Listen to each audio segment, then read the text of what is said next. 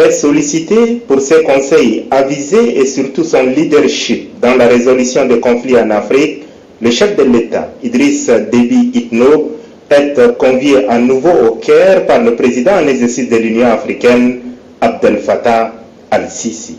C'est justement la ministre égyptienne de la Santé publique, Dr Hala Zaïd, qui était au pied de l'avion à l'aéroport international du Caire pour accueillir l'hôte de marque de son président, le chef de l'État Idriss Déby Itno.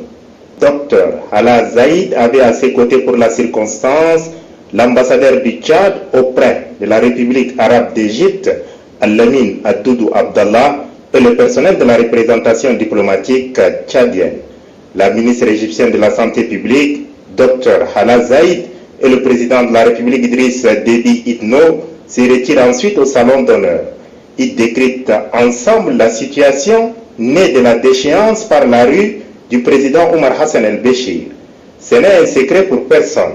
Sur place à Khartoum, le conseil militaire chargé de la transition dirigé par le général Abdel Fattah Abdrahman Bounian et l'association des professionnels soudanais, fer de lance de la contestation, ne parlent pas le même langage.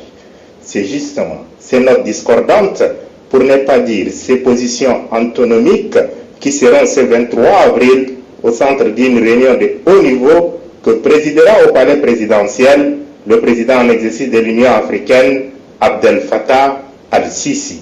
Abordant l'axe Caire-N'Djamena, le chef de l'État Idriss Déby Itno s'est félicité de l'exemplarité de la coopération bilatérale qui s'entrevoit dans plusieurs domaines. Il s'agit entre autres des infrastructures, de l'enseignement supérieur et de la santé. Le président de la République Idriss Déby Itno est accompagné dans son déplacement en terre égyptienne de son chef de la diplomatie, Mohamed Zen Cherif, et quelques-uns de ses proches collaborateurs.